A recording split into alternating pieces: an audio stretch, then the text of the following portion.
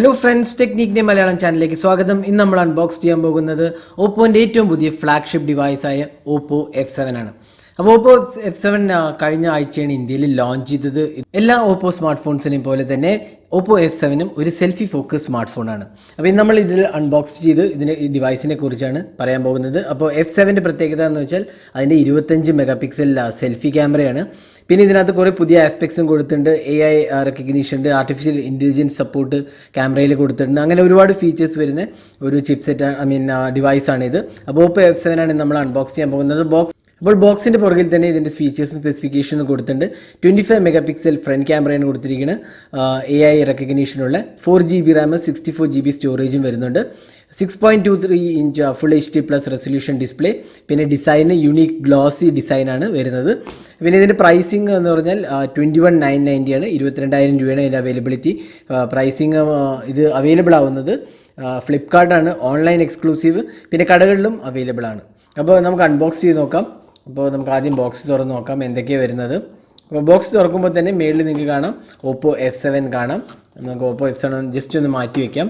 ബോക്സിനകത്ത് എന്തൊക്കെയാണ് വരുന്നത് നമുക്ക് ആദ്യം നോക്കാം.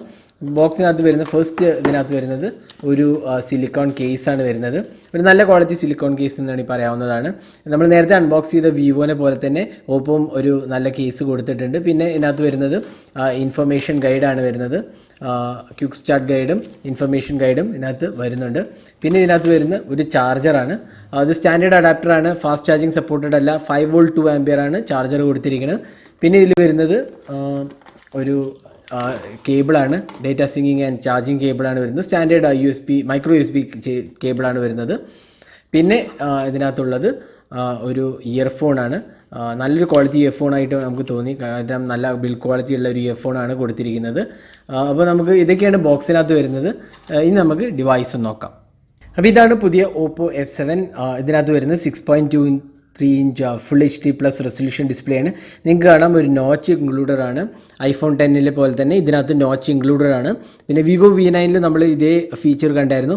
ഇതിൻ്റെ ഡിസ്പ്ലേ റെസൊല്യൂഷൻ ഫുൾ HD+ ആണ്. പക്ഷേ ആസ്പെക്ട് റേഷ്യോ 19:9 ആണ് ആസ്പെക്ട് റേഷ്യോ കൊടുത്തിരിക്കുന്നത്. 18:9 അല്ല, 19:9 ആണ്.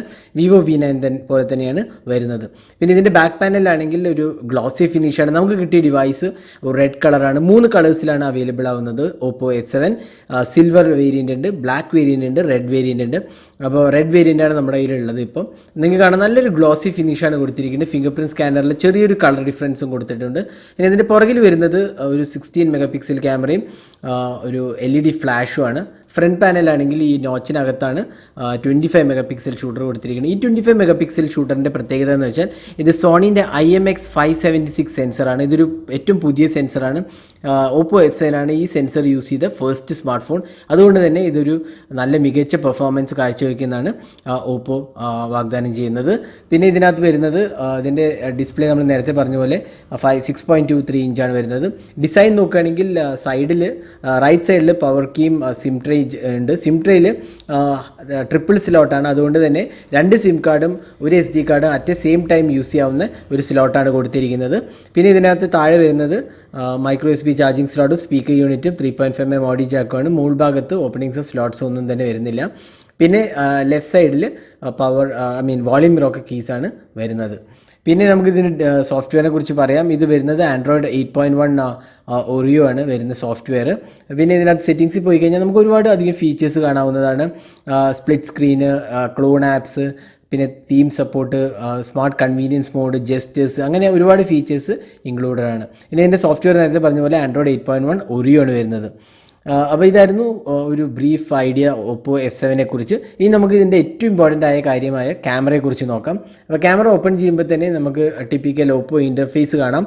Photos, videos, time lapse, stickers, panorama, expert mode, അങ്ങനെ കുറേ മോഡ്സ് ഇൻക്ലൂഡഡ് ആണ്. പിന്നെ ഇതിനകത്ത് തന്നെ വേറെ ഇമ്പോർട്ടൻ്റ് ആസ്പെക്റ്റ് എന്ന് പറഞ്ഞാൽ ഇത് ബൊക്കെ മോഡ് സപ്പോർട്ട് ചെയ്യുന്നുണ്ട്. പിന്നെ വിവിഡ് മോഡ് ഉണ്ട്.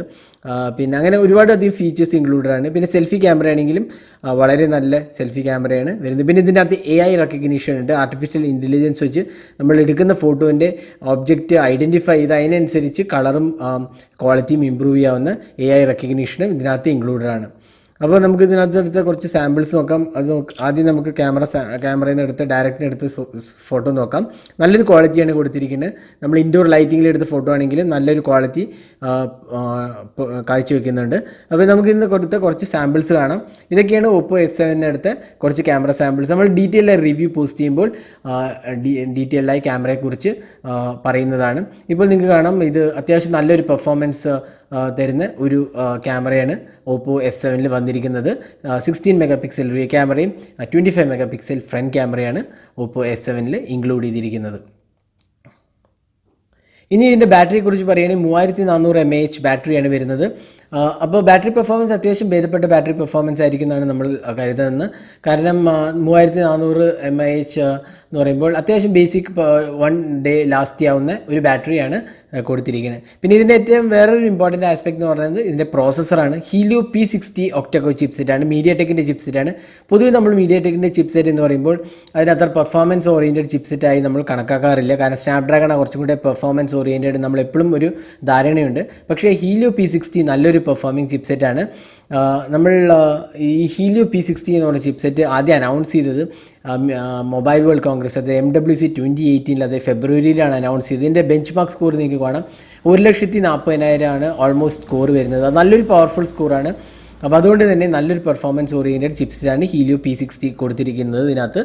പിന്നെ ഇതിനകത്ത് 4 GB റാമും 64 GB സ്റ്റോറേജുമാണ് വരുന്നത്. അതുകൊണ്ട് തന്നെ നല്ലൊരു പെർഫോമൻസ് നമുക്ക് എക്സ്പെക്റ്റ് ചെയ്യാവുന്നതാണ്. ഡീറ്റെയിൽഡായ റിവ്യൂവിൽ നമ്മൾ പെർഫോമൻസിനെ കുറിച്ചും ക്യാമറയെക്കുറിച്ചും ബാറ്ററി ലൈഫിനെ കുറിച്ചും എല്ലാം പറയുന്നതാണ്. അപ്പോൾ ഇതായിരുന്നു ഓപ്പോ F7 ഒരു അൺബോക്സിങ്ങും ഒരു ഓവർവ്യൂ ആയിരുന്നു നമ്മൾ കാണിച്ചത്. പിന്നെ കുറച്ച് ക്യാമറ സാമ്പിൾസും നമ്മൾ കാണിക്കുകയുണ്ടായി. ഡീറ്റെയിൽ ആയ റിവ്യൂവിന് നമ്മൾ ഉടൻ തന്നെ പോസ്റ്റ് ചെയ്യുന്നതാണ്. Stay tune for that. അപ്പോൾ thanks for watching this video. ഈ ചാനൽ സബ്സ്ക്രൈബ് ചെയ്യാൻ മറക്കരുത്. കൂടുതൽ വീഡിയോസായി നമ്മൾ വരുന്നതുവരെ ഹാവ് എ ഗ്രേറ്റ് ഡേ.